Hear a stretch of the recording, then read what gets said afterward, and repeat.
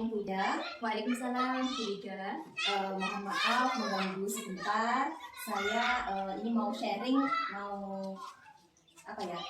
pengen tahu seperti apa Ibu dalam pengambilan keputusan yang selama ini yang sudah pernah dilakukan. Jadi Mbak Ida, monggo kita sharing bersama lagi. Ya, baik.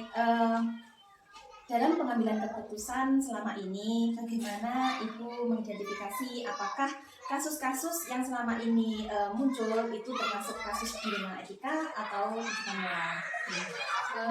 Dalam setiap kasus juga kita itu memerlukan yang namanya itu mengidentifikasi dulu kasus tersebut. Kita pelajari dulu kasus tersebut, baru kita dapat menentukan.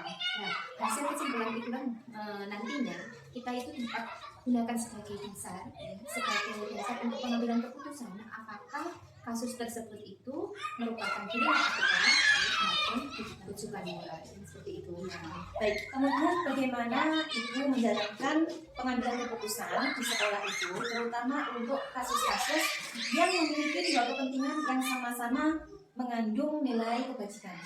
Gitu. Ya, tidak dipungkiri banyak kasus yang berbau dilema etika, terus rujukan moral yang melibatkan dua kasus yang dua-duanya itu sama benar ya, gitu. Menurut saya itu ya kita harus mengambil keputusan yang tepat, itu yang tepat, yang bijak, yang dapat menguntungkan semua pihak yang terlibat di situ. Jadi tidak ada yang merasa dirugikan, gitu. Kemudian langkah-langkah yang seperti apa yang biasa Ibu lakukan selama ini? Ya, sesuai dengan teori ya Mbak Wida, sesuai dengan teori adanya kasus yang melibatkan rujukan moral maupun dilema etika tadi, itu adalah yang pertama kita lakukan adalah mengenali dulu nilai-nilai yang saling bertentangan. Kemudian kita menentukan siapa saja yang terlibat dengan kasus tersebut. Kita harus mempelajarinya. Kemudian kita harus mengumpulkan. Kita harus mengumpulkan fakta yang relevan dengan kasus tersebut. Terus pengujian benar dan salah, kemudian pengujian benar dan benar. Selanjutnya adalah kita adanya prinsip resolusi. Kemudian kita nanti kita adanya opsi lain. Biasanya ya setelah resolusi kita cari dulu opsi yang lain sebelumnya, baru kita mengambil sebuah keputusan. Dari keputusan itu belum berhenti, kita harus melakukan yang terakhir, yaitu kita harus merefleksikan hasil keputusan yang telah kita buat. Itu langkah-langkahnya. Ya, baik. Hal-hal apa saja yang selama ini Ibu anggap efektif dalam pengambilan keputusan pada kasus tersebut?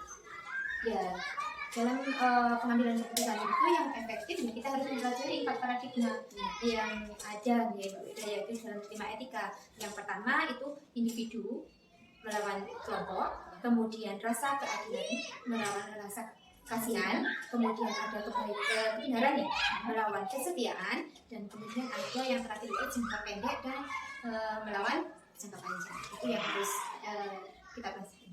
Jadi perlu mempertimbangkan empat. Iya, kita harus mempertimbangkan, mempelajari kasus sesuai dengan 4 paradigma tersebut.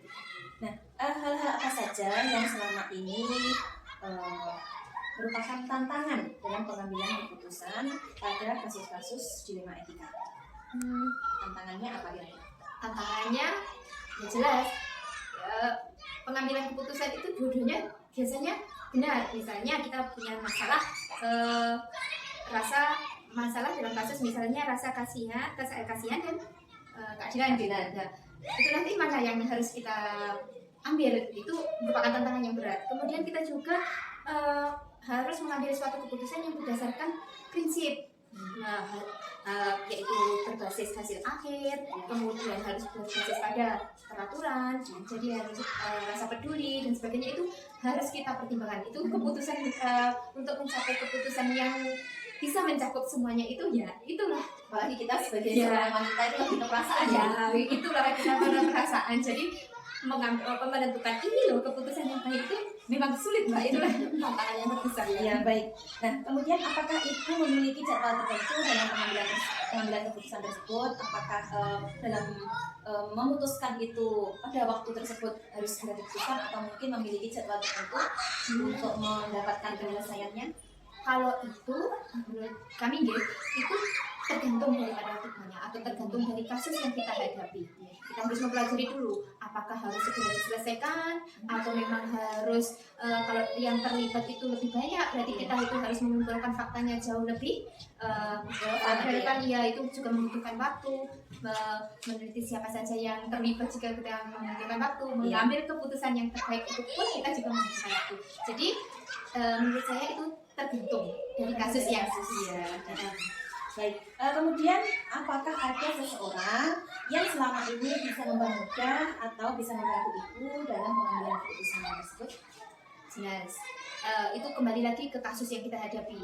Kalau kasus yang kita hadapi itu masih semacam ringan, Mbak Ira, itu mungkin kita bisa menyelesaikannya sendiri. Tapi iya, pada saat itu juga.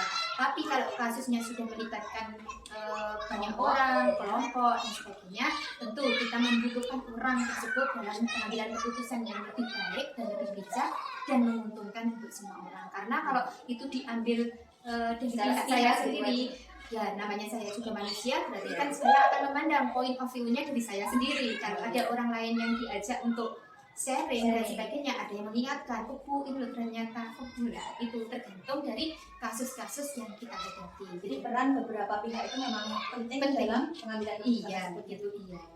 Kemudian yang terakhir dari semua yang telah disampaikan oleh Ibu hari ini, pembelajaran apa yang bisa Ibu petik dan pengalaman apa yang pada saat Ibu mengambil keputusan di Dilema Etika tersebut? Iya, ada pengalaman ataupun pembelajaran yang yang dapat dipetik ya. Ternyata kasus ataupun masalah itu pasti terjadi. Keputusan sudah harus kita ambil. Nah, tapi di sini kita kan punya langkah-langkah tadi Mbak Wida, kita harus terus mempelajari, menggali diri kita untuk bagaimana belajar mengambil keputusan yang terbaik, terutama keputusan yang melibatkan semua orang, menguntungkan semua orang. Itu sangat penting untuk kehidupan, terutama di suatu lembaga ya gitu Mbak Wida. Nah, saya rasa itu pelajaran-pelajaran yang dapat kita petik dalam kasus-kasus pengambilan keputusan. Jadi yang terbaik untuk semua pihak, terbaik untuk semua pihak dan tidak melanggar peraturan. Tentunya itu ya. Baik. Terima kasih Bu atas waktunya.